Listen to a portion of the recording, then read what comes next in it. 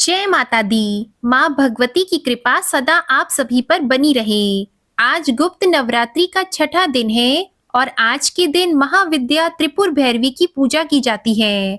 आज की इस वीडियो में आप सुनेंगे महाविद्या त्रिपुर भैरवी और माँ कात्यायनी की पूजा विधि और कथा के बारे में। मूल प्रकृति आद्या शक्ति की 10 महाविद्याओं की श्रेणी में देवी त्रिपुर भैरवी छठी महाविद्या कहलाती है। शब्द त्रिपुर का अर्थ होता है त्रिलोक अर्थात स्वर्ग, पृथ्वी और पाताल, और शब्द भैरवी का अर्थ होता है भय का विनाश। इसलिए देवी त्रिपुर भैरवी त्रिलोक में भय और पाप के विनाश हेतु स्थापित है। शब्द भैरवी 3 अक्षरों से मिलकर बना है। पहला भय या भरना यानी रक्षण, दूसरा र या रमणा अर्थात रचना, तीसरा वी या वमना अर्थात मुक्ति। तीनों लोकों के अंतर्गत विध्वंस की जो शक्ति है वो त्रिपुर भैरवी है। देवी त्रिपुर भैरवी विनाश, विध्वंस और मृत्यु के स्वामी महेश्वर के त्रिपुरारी रूप की शक्ति है। विनाशक प्रकृति संयुक्त देवी पूर्ण ज्ञानमयी है। विध्वंस काल उपस्थित होने पर तमस गुण प्रदात्री देवी अपने भयंकर उग्र रूप में महेश्वर संग उपस्थित रहती है। इनकी उपासना से सभी बंधन दूर हो जाते हैं। यह उपासना भव बंधन मोचन कहलाती है। श्री दुर्गा सप्तशती के अनुसार त्रिपुर भैरवी के उग्र स्वरूप की कांति हजारों उगते हुए सूर्य के समान है। दिगंबरा देवी भी श्यामल वर्ण की है, 3 खुले हुए नेत्रों से युक्त है और मस्तक पर अर्ध चंद्र धारण करती है। रुद्राक्ष सर्पों और नर मुंड की माला धारण किए हुए है। इनके लंबे काले घनघोर बाल हैं। 4 भुजाओं से युक्त देवी अपनी दाहिनी भुजा में खड्ग और नर मुंड से निर्मित खप्पर धारण करती है और बाई भुजा में अभय तथा वर मुद्रा प्रदर्शित करती है। देवी का मुखमंडल अत्यधिक डरावना है। देवी का प्राकट्य मृत देह से है और इन्हीं की शक्ति मृत देह को पंच तत्व में भी विलीन करती है। इसलिए यह दाह संस्कार की अग्नि है। सौम्य रूप में त्रिपुर भैरवी लाल वस्त्र और गले में मुंड माला धारण किए हैं। समस्त देह पर रक्त चंदन का लेपन है। अपनी दाई भुजा में जप माला और पुस्तक धारण करती है। बाई भुजा से वर और अभय मुद्रा प्रदर्शित करती है और कमल के आसन पर विराजमान है। इन्होंने ही 18 भुजा युक्त दुर्गा रूप में उत्तम मधु का पान कर महिषासुर नामक दैत्य का वध किया था। नारद पांचरात्र के अनुसार एक समय में महाकाली के मन में पुनः गौर वर्ण प्राप्त करने का विचार आया, जिस पर देवी अंतर्ध्यान हो गई। महादेव जब देवी काली को अपने समक्ष नहीं पाते तो व्याकुल होकर देवर्षि नारद से देवी के विषय में पूछते हैं। तब नारद जी ने उन्हें देवी का बोध करवाकर उनके प्राकट्य को सुमेरु के उत्तर में होना बताया। तब महादेव जी की आज्ञा के अनुसार नारद जी देवी को खोजने के लिए निकले। नारद जी सुमेरु के उत्तर में पहुंचकर देवी से महादेव के साथ विवाह करने का प्रस्ताव रखते हैं। इस प्रस्ताव पर देवी कृत होकर देह से षोडशी विग्रह प्रकट करती है। इसलिए महाकाली के छाया विग्रह से ही त्रिपुर भैरवी का प्राकट्य होता है। शास्त्र रुद्रामल तंत्र के अनुसार सभी 10 महाविद्या शिवजी की शक्तियां हैं और देवी भागवत के अनुसार छठी महाविद्या त्रिपुर भैरवी ही महाकाली की उग्र रूप हैं। महाविद्या त्रिपुर भैरवी की पूजा करने के लिए घर की दक्षिण दिशा में लाल वस्त्र बिछाकर उसके ऊपर उड़द की ढेरी और फिर तांबे का कलश रखें। कलश में जल, दूध, काले तिल, सिक्का डालें। कलश के मुख पर आम या अशोक के पत्ते रखकर उस पर नारियल रखकर त्रिपुर भैरवी कलश स्थापित करें और चमेली के तेल का दीपक जलाएं। गूगल से धूप करें। माँ को सिंदूर का तिलक लगाएं। लाल पुष्प अर्पित करें। इसके बाद आप मौसमी फलों का या मिठाई का या हलवे का भोग माँ को अर्पित कर सकते हैं और साथ में कुछ दक्षिणा जरूर चढ़ाएं। लाल चंदन की माला से एक विशेष मंत्र का यथासंभव जाप करें। जाप पूरा होने के बाद उस भोग को गौ माता को खिला देना चाहिए। मंत्र है ओम ऐं ह्रीं श्रीं त्रिपुर भैरवीये नमः। यह तो थी 10 महाविद्याओं में से छठी महाविद्या माँ त्रिपुर भैरवी की कथा और पूजा विधि की जानकारी। अब जानिए नवरात्रि के छठे दिन पूजी जाने वाली माँ कात्यायनी की कथा और पूजा विधि के बारे में। माँ कात्यायनी अपने भक्तों पर बहुत ही जल्दी प्रसन्न होकर उनकी मनोकामनाओं को पूर्ण करती हैं। आज की इस वीडियो में आप सुनेंगे माँ कात्यायनी की संपूर्ण कथा, साथ ही आप सुनेंगे श्री महिषासुर मर्दिनी स्तोत्र का हिंदी अनुवाद। ऋषि कात्यायन के घर पर जन्म लेने के कारण ही माता का नाम कात्यायनी पड़ा। माँ कात्यायनी का स्वरूप अत्यंत चमकीला और भव्य है। इनकी 4 भुजाएं हैं। माँ के दाहिनी तरफ की ऊपर वाली भुजा अभय मुद्रा में और नीचे वाली वर मुद्रा में है। बाईं तरफ की ऊपर वाली भुजा में तलवार और नीचे वाली भुजा में कमल का पुष्प सुशोभित है। माँ का वाहन सिंह है। माँ कात्यायनी की भक्ति और उपासना के द्वारा मनुष्य बहुत ही जल्दी और बहुत ही सरलता से धर्म, अर्थ, काम और मोक्ष की प्राप्ति कर लेता है। वह इस लोक में स्थित रहकर भी अलौकिक तेज और प्रभाव से युक्त हो जाता है। माता कात्यायनी की पूजा करने से सभी प्रकार के संकटों का नाश होता है। माँ दानव और पापियों का नाश कर अपने भक्तों की रक्षा करती है। प्राचीन कथा के अनुसार कालांतर में कात्यायन नाम से कई ऋषि हुए हैं। एक विश्वामित्र मुनि के वंश में जिन्होंने श्रौत, गुह्य और प्रतिहार सूत्रों की रचना की थी। दूसरे गोमिल पुत्र थे जिन्होंने छंदों, परिशिष्ट, कर्म प्रदीप की रचना की थी। और तीसरे कात्यायन वर रुचि सोमदत्त के पुत्र थे जो पाणिनि सूत्रों के प्रसिद्ध वार्तिकार थे। कात्यायन कत ऋषि के गोत्र में उत्पन्न ऋषियों को कहा जाता है। सबसे पहले कत नामक महर्षि के पुत्र ऋषि कात्य हुए। इन्हीं कात्य के गोत्र में विश्व प्रसिद्ध महर्षि कात्यायन उत्पन्न हुए, जिन्होंने भगवती जगदम्बा की कई वर्षों तक बड़ी कठिन तपस्या की थी। फिर एक दिन प्रसन्न होकर देवी जगदम्बा ने कात्यायन ऋषि को दर्शन दिया और तब कात्यायन ऋषि ने उनसे अपनी पुत्री के रूप में अपने घर पर जन्म लेने की प्रार्थना की। तब देवी ने कात्यायन ऋषि को यह वरदान दिया कि वे पुत्री के रूप में उनके घर पर जन्म लेंगी और इस प्रकार अपने वचन का पालन करते हुए देवी जगदम्बा ने कात्यायन ऋषि के यहाँ जन्म लिया और फिर महिषासुर दैत्य का वध किया। एक और कथा के अनुसार भगवान श्री कृष्ण को पति रूप में प्राप्त करने के लिए ब्रज की गोपियों ने इन्हीं देवी की पूजा कालिंदी यमुना के तट पर की थी और देवी कात्यायनी को ब्रज मंडल की अधिष्ठात्री देवी के रूप में भी पूजा जाता है। दरअसल ब्रज की गोपियां सांवले सलोने श्री कृष्ण पर अपना सब कुछ निछावर कर चुकी थी। अब उनके जीवन में इच्छा थी तो केवल एक बार श्री कृष्ण के चरणों का कृपा प्रसाद पाने की। सोते, जागते, उठते, बैठते, खाते, पीते, हर समय यानी कि जीवन की प्रत्येक गति में उन गोपियों के तो मन में श्री कृष्ण ही बस गए थे। उन्हें आवश्यकता थी तो केवल श्री कृष्ण को रिझाकर उनके कमल रूपी श्री चरणों में आश्रय प्राप्त करने की। और जब श्री कृष्ण मथुरा चले गए तब सारी गोपियां बेचैन हो गईं, वे व्याकुल हो गईं। इन्हीं व्याकुलता भरे क्षणों में किसी ब्रज गोपी ने अपनी दादी नानी के मुख से यह सुन लिया कि कात्यायनी देवी व्रत के अनुष्ठान से मनोवांछित वर प्राप्त होता है। बस फिर क्या था, ब्रज की सभी कुमारी गोपियों ने नंद बाबा के लाडले कामदेव की छवि को धूमिल करने वाले और सूर्य की आभा से भी अधिक दैदीप्यमान गोविंद माधव को प्राप्त करने के लिए मन में दृढ़ विश्वास रखकर सामूहिक रूप से देवी कात्यायनी को प्रसन्न करने के लिए कात्यायनी व्रत करने का संकल्प एक साथ ले लिया। ब्रज गोपियों ने अपने प्राण प्रियतम को प्राप्त करने के लिए माँ कात्यायनी के पूजन का व्रत विशुद्ध भाव से प्रारंभ कर दिया। जब हेमंत ऋतु आई उसके पहले ही महीने में अर्थात मार्गशीर्ष मास में नंद बाबा के ब्रज की कुमारियां कात्यायनी देवी की पूजा और उपवास करने लगी। वे केवल हविष्यान नहीं खाती थी, वे कुमारी गोपियां पूर्व दिशा का सूरज लाल होते होते यमुना जल में स्नान कर लेती, यानी ब्रह्म मुहूर्त में उठ जाती और तट पर ही देवी की बालुका से मूर्ति बनाकर सुगंध, चंदन, पुष्प, तरह तरह के नैवेद्य, धूप, दीप, छोटी बड़ी भेंट की सामग्री, आम, अशोक के पल्लव, फल और चावल आदि से उनका पूजन करती। साथ ही कात्यायनी देवी के मंत्रों का जाप करती हुई वे कुमारी गोपियां देवी कात्यायनी की आराधना किया करती।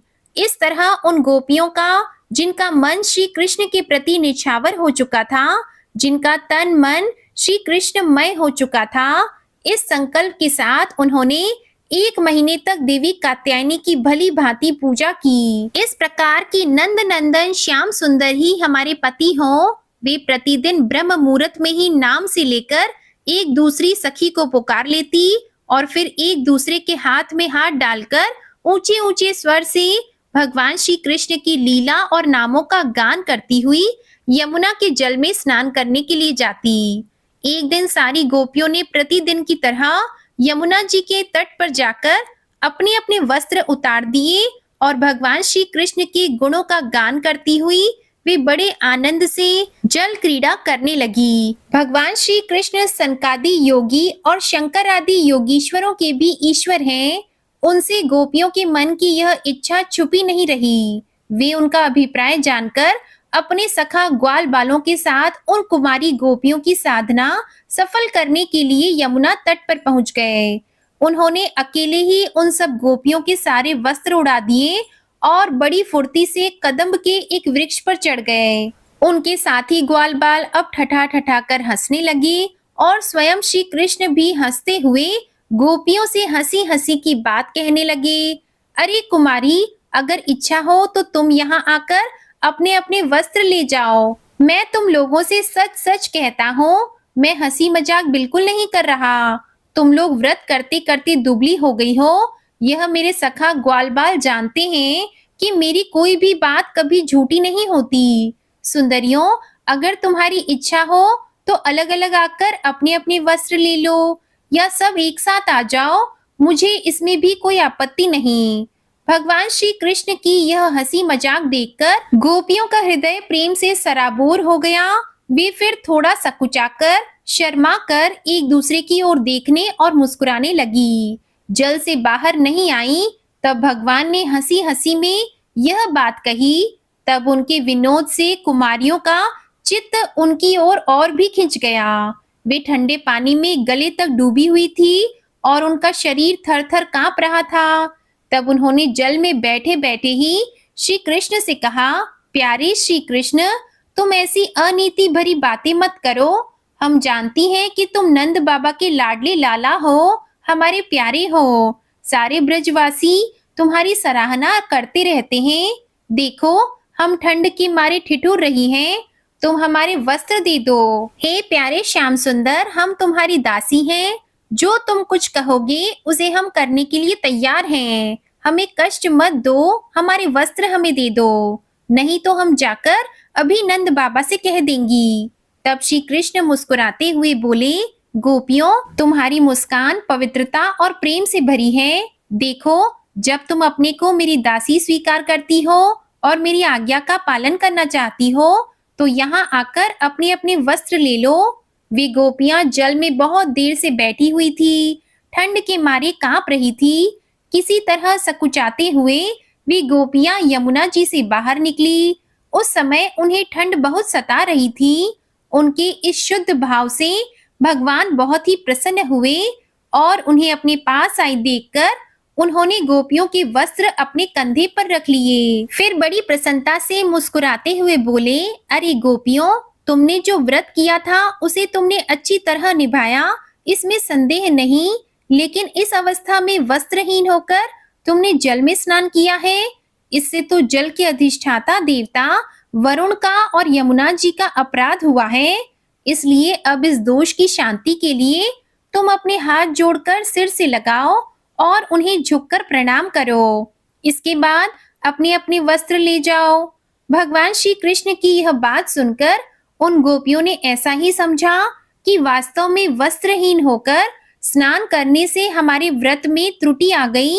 अब उसकी निर्विघ्न पूर्ति के लिए उन्होंने समस्त कर्मों के साक्षी श्री कृष्ण को नमस्कार किया, क्योंकि उन्हें नमस्कार करने से ही सारी गलतियों और अपराधों का मार्जन हो जाता है और क्षमा हो जाते हैं। जब यशोदा नंदन भगवान श्री कृष्ण ने देखा कि सब की सब कुमारी गोपियां मेरी आज्ञा के अनुसार प्रणाम कर रही हैं, तब वे बहुत प्रसन्न हुए। उनके हृदय में गोपियों के प्रति करुणा उमड़ आई और फिर उन्होंने उनके वस्त्र दे दिए। श्री कृष्ण ने गोपियों से छल भरी बातें की, उनका लज्जा संकोच छुड़ाया, हंसी की और उन्हें कठपुतलियों के समान नचाया। यहाँ तक कि उनके वस्त्र भी हर लिए, फिर भी वे गोपियां उनसे रुष्ट नहीं हुई। उनकी इन चेष्टाओं को उन्होंने दोषी नहीं माना, बल्कि अपने प्रियतम के संग से वे तो और भी अधिक प्रसन्न हो गईं।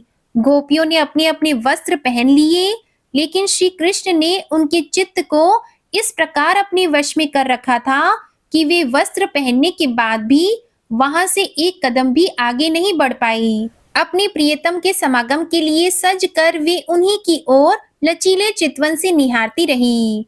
भगवान ने देखा कि उन गोपियों ने उनके चरण कमलों के स्पर्श की कामना से ही यह व्रत धारण किया है और उनके जीवन का यही एकमात्र संकल्प है।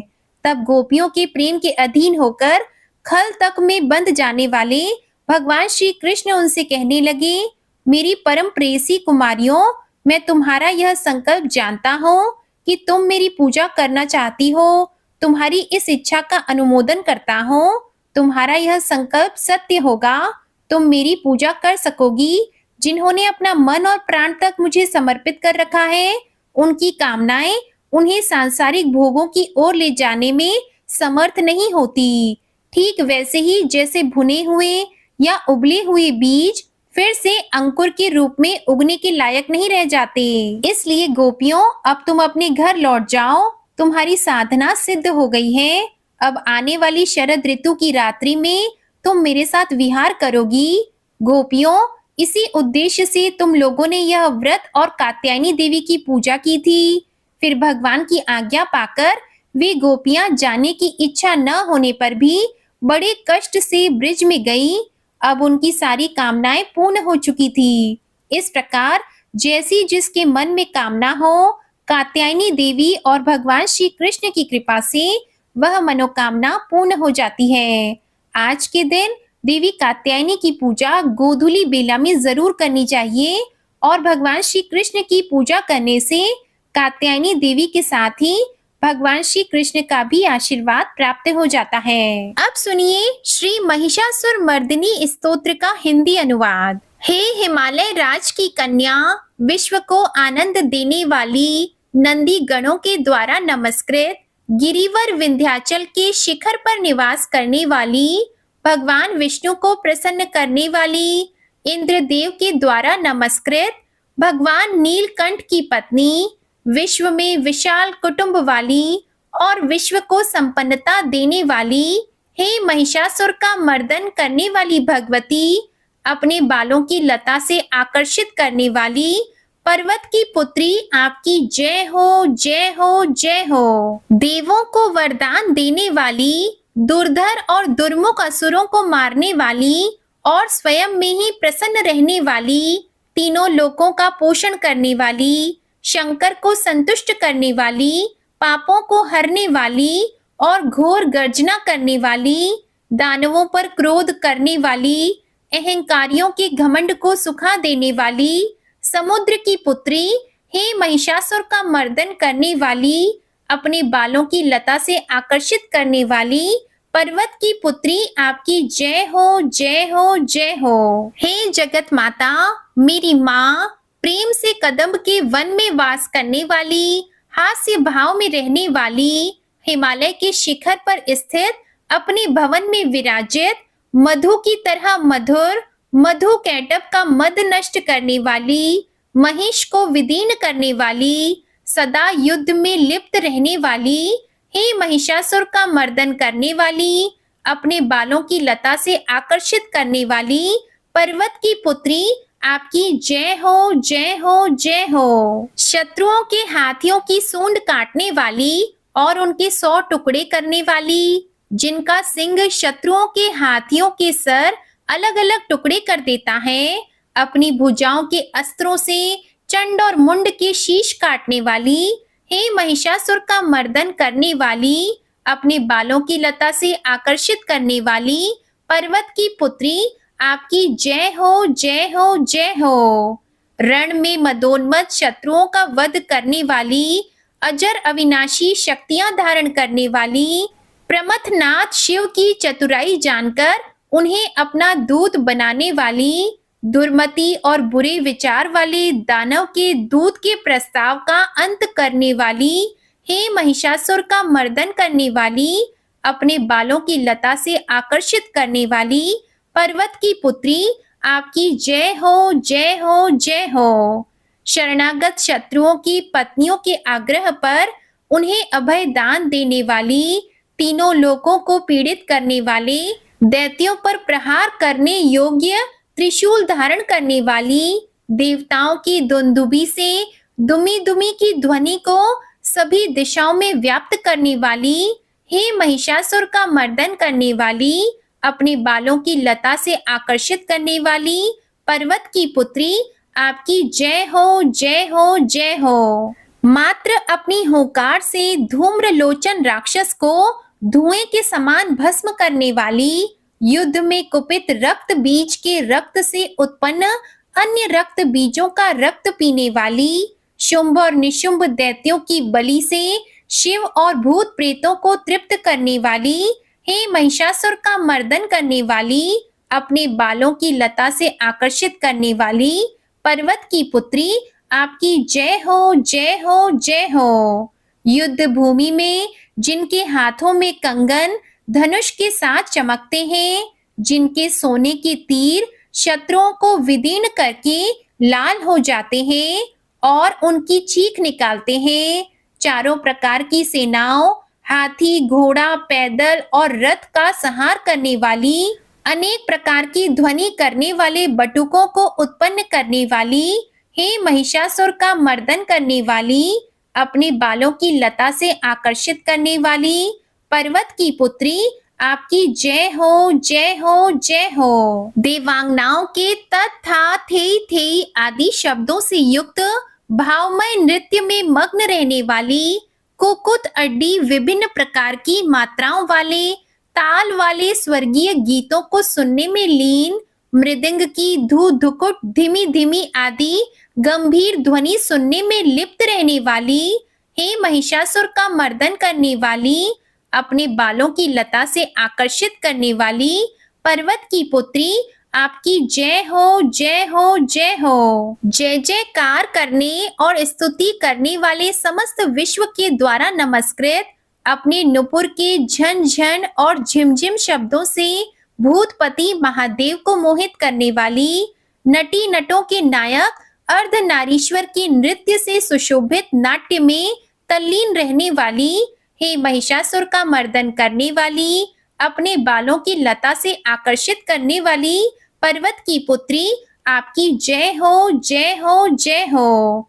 आकर्षक कांति के साथ अति सुंदर मन से युक्त और रात्रि के आश्रय अर्थात चंद्रदेव की आभा को अपने चेहरे की सुंदरता से फीका करने वाली, काले भंवरों के समान सुंदर नेत्रों वाली, हे महिषासुर का मर्दन करने वाली, अपने बालों की लता से आकर्षित करने वाली पर्वत की पुत्री, आपकी जय हो, जय हो, जय हो। महायोद्धाओं से युद्ध में चमेली के पुष्पों की भांति कोमल स्त्रियों के साथ रहने वाली तथा चमेली की लताओं की भांति कोमल भील स्त्रियों से जो झिंगूरों के झुंड की भांति घिरी हुई हैं, चेहरे पर खुशी से उत्पन्न उषा काल के सूर्य और खिले हुए लाल पुष्प के समान मुस्कान वाली, हे महिषासुर का मर्दन करने वाली, अपने बालों की लता से आकर्षित करने वाली पर्वत की पुत्री, आपकी जय हो, जय हो, जय हो। जिसके कानों से लगातार मद बहता रहता है, उस हाथी के समान उत्तेजित, हे गजेश्वरी, तीनों लोकों के आभूषण, रूप, सौंदर्य, शक्ति और कलाओं से सुशोभित, हे राजपुत्री, सुंदर मुस्कान वाली स्त्रियों को पाने के लिए मन में मोह उत्पन्न करने वाली कामदेव की पुत्री के समान, हे महिषासुर का मर्दन करने वाली, अपने बालों की लता से आकर्षित करने वाली पर्वत की पुत्री, आपकी जय हो, जय हो, जय हो। जिनका कमल दल पंखुड़ी के समान कोमल, स्वच्छ और कांति से युक्त मस्तक है, हंसों के समान जिनकी चाल है, जिनसे सभी कलाओं का उद्भव हुआ है, जिनके बालों में भंवरों से घिरे कुमुदनी के फूल और बकुल पुष्प सुशोभित हैं, उन महिषासुर का मर्दन करने वाली, अपने बालों की लता से आकर्षित करने वाली पर्वत की पुत्री, आपकी जय हो, जय हो, जय हो। जिनके हाथों की मुरली से बहने वाली ध्वनि से कोयल की आवाज भी लज्जित हो जाती है, जो खिले हुए फूलों से, रंगीन पर्वतों से विचरती हुई पुलिंद जनजाति की स्त्रियों के साथ मनोहर गीत जाती है, जो सद्गुणों से संपन्न शबरी जाति की स्त्रियों के साथ खेलती हैं, उन महिषासुर का मर्दन करने वाली, अपने बालों की लता से आकर्षित करने वाली पर्वत की पुत्री, आपकी जय हो, जय हो, जय हो।